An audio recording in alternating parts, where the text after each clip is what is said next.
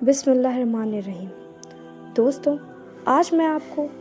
ہمارے ایک ایسے پیغمبر کا ایسا واقعہ بتاؤں گی کہ جس کو سننے کے بعد آپ کا دل ایمان سے تازہ ہو جائے گا۔ جیسا کہ آپ سبھی جانتے ہیں کہ اللہ رب العزت اپنے ہر پیغمبر کو کسی نہ کسی طرح کی آزمائش میں ضرور ڈالا، اور پیغمبروں نے اس آزمائش میں صبر اور تحمل سے کام لیا اور اللہ کی آزمائش کا سامنا کیا، چاہے وہ پیغمبر موسیٰ علیہ السلام کیوں نہ ہو، چاہے وہ پیغمبر نوح علیہ السلام، چاہے پیغمبر یوسف علیہ السلام، چاہے ہمارے ہی آقا ہمارے تاجدار مدینہ محمد صلی اللہ علیہ وسلم کیوں نہ ہو۔ اللہ نے سبھی پیغمبروں کو کسی نہ کسی آزمائش سے ضرور گزارا، لیکن آج ہم جس پیغمبر کی بات کرنے جا رہے ہیں وہ پیغمبر کوئی اور نہیں، بہت ہی اللہ کے ایک ایسے صابر پیغمبر جن کا صبر کا ایک الگ ہی مقام ہے۔ آج میں آپ کو ایوب علیہ السلام کے بارے میں بتاؤں گی۔ ایوب علیہ السلام اللہ کے وہ نبی ہیں جنہیں اللہ رب العزت نے بے انتہا مال و دولت دی، انہیں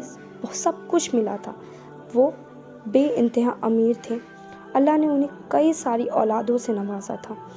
وہ بے انتہا خوش تھے اور ان کے پاس کئی سارے گھر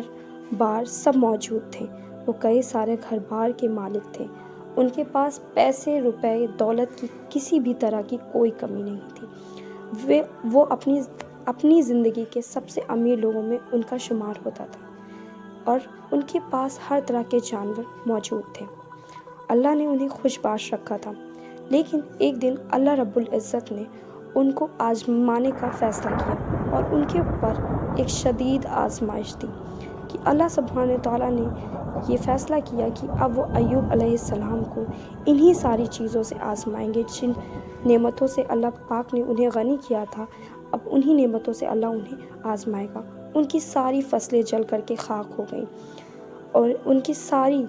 جو بھی ان کی زمینیں تھیں، جو ان کے گھر بار تھے، سب تباہ و برباد ہو گئے، اور ان کی جتنی بھی اولادیں تھیں وہ سب مر گئیں۔ ایوب علیہ السلام کے پاس اب کچھ نہیں بچا تھا،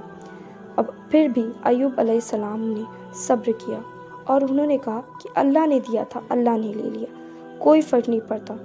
اور انہوں نے اس پر بھی صبر کر لیا، ہر اولاد پر صبر کر لیا۔ اب ان کے ساتھ وہ اور صرف ان کی ایک بیوی تھی،